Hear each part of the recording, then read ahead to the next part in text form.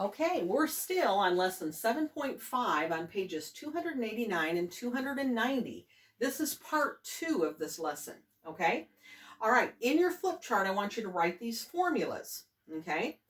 Cost plus markup equals retail price, and markup rate times your cost equals your markup. We're going to use both those formulas as we study example 4 together on page 290, okay? All right, have your highlighters ready and be with me on page 290 at example 4. It says a merchant buys ties for $15. So if the merchant's buying them for $15, that's his cost. Okay, so I'm just going to write that up here. His cost is $15. Okay, and it says he sells them for $18, which is the retail price. Whatever a merchant sells his things for is the retail price. Okay, so we're trying to find our markup. So here's our problem. $15. Now it's plus the markup.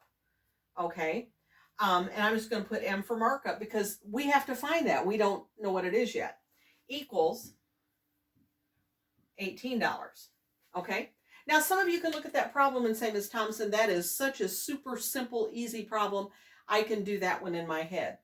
That's great, and that's okay, but I have taught you all year that you've got to show me your work so I know that you remember how to show me your work, because there will be harder problems coming that if you don't learn the process and how to show me your work, you're going to have struggles, okay? And I've tried to teach you that all year long, okay? So 15 plus M equals $18. Now, our goal is to get this variable M on this side of the equation by itself. So we've got to get rid of our 15. So I'll write this again, 15 plus M. And to get rid of 15, we're going to have to subtract 15. And if we subtract 15 from this side, we've also got to subtract 15 from this side, okay?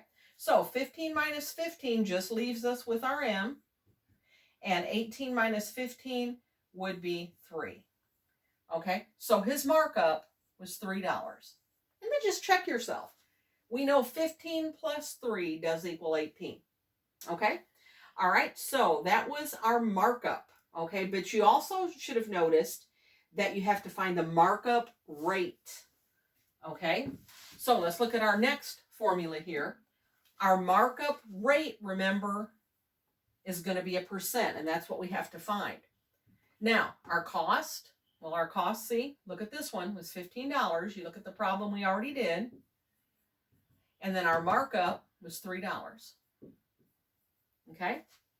So here we've got our markup rate. I'm just going to put an R for that, times our $15 equals our $3. Okay, so now this is multiply. So we got to undo multiplication, and to undo multiplication, we do division.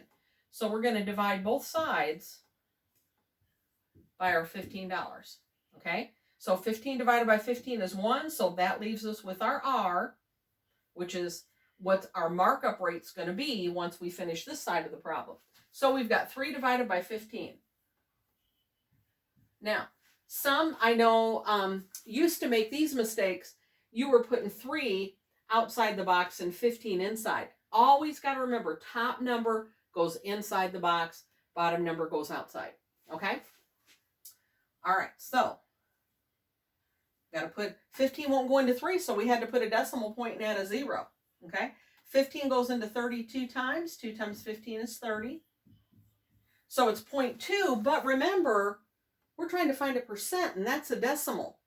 So if it comes out a decimal and you've got to make it a percent, decimal point has to go 2 places to the right. And here we have to add a 0. So it's 20%. Okay? So 20% is your markup. All right? Okay, now for skill check 2, when you do numbers 3 and 4, these are the formulas that you're going to want to use. Okay? All right, and again, I want to stress the importance of you sending me answers to your skill checks. Okay? I check them as quickly as I can.